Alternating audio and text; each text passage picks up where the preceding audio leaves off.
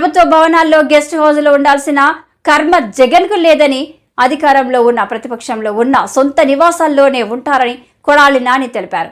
తాడేపల్లిలో క్యాంపు కార్యాలయం కనుక ఫర్నిచర్ చేశారని, ముష్టి ఫర్నిచర్ కోసం ఏంటి రాద్ధాంతం అంటూ ఆగ్రహం వ్యక్తం చేశారు. అలా తెలుగుదేశం పార్టీ, జనసేన, బీజేపీ కావాల్సినట్టు అక్కడ పాచికలు పని అని చెప్పి మా పార్టీ కానీ, జగన్మోహన్ రెడ్డి గారిది కానీ, మాది కానీ అభిప్రాయం. అదేవిధంగా రేపు రాబోయే రోజుల్లో ఈ 6 నెలలు కూడా కొంత టైం ఇచ్చి చూద్దాము. ఆ తర్వాత చంద్రబాబు నాయుడు చెప్పినటువంటి దొంగ హామీలని ఎట్టి పరిస్థితుల్లోనూ నెరవేర్చలేడు.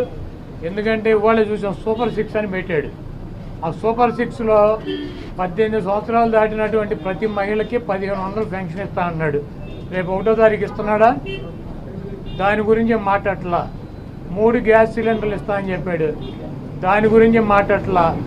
బస్సుల గురించి మాట్లాడట్లా.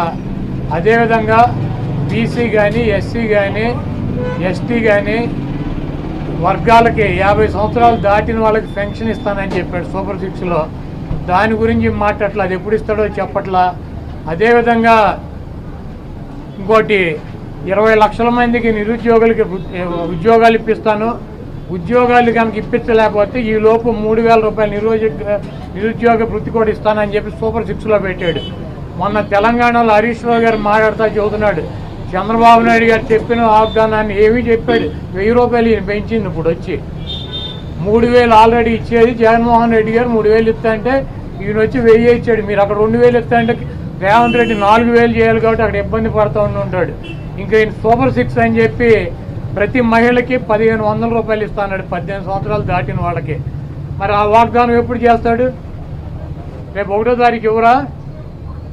కాబట్టి తెలుగుదేశం పార్టీ ఆయన ఇచ్చినటువంటి వాగ్దానాలను, చంద్రబాబు నాయుడు చేసినటువంటి వాగ్దానాలని పక్కదారి పట్టించడానికి ఊరికినే నిన్నేమో పోలవరం వెళ్ళి వచ్చాడు సోమవారం, మళ్ళీ గురువారం ఏమో అమరావతి వెళ్ళి వచ్చి అక్కడ అన్నీ తిరిగి ఈయన కాలక్షేపం కబుర్లు, కాలక్షేపం మాటలు, ఊరికినే ఆయన వెళ్ళి అటు ఇటు తిరిగి రావడం తప్పించి ఎప్పుడు నువ్వు సూపర్ 6 అమలు చేస్తున్నావు స్పష్టంగా చెప్పాలని చెప్పి మేము డిమాండ్ చేస్తున్నాం.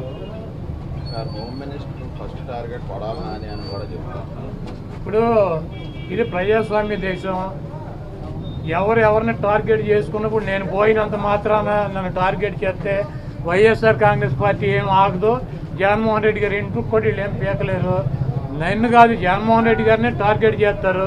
ఇక్కడ మీరున్న సెక్యూరిటీ అంతా తీసేసి, గన్మెన్లను తీసేసి, ఇంకా 15 రోజులు ఎలక్షన్ జరగలేదు, కమిటీ సిఫార్సులు రాలేదు, ఇక్కడ మొత్తం అంతా కూడా సెక్యూరిటీ తీసేశారు కదా.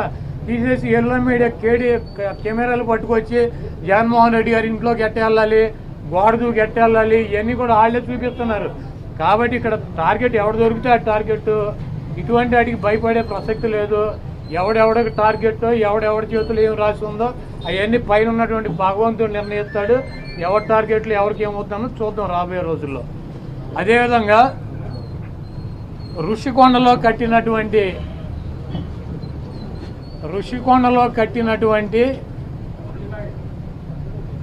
పర్యాటక కేంద్రంలో కట్టినటువంటి భవనాలనే ఈ సిగ్గు ఎగ్గు లేనటువంటి తెలుగుదేశం పార్టీ, ఈ సిగ్గు ఎగ్గు లేనటువంటి ఎల్లో మీడియా అది జగన్మోహన్ రెడ్డి గారి నివాసం అని చెప్పి చూపిస్తున్నారు 3 రోజుల నుంచి.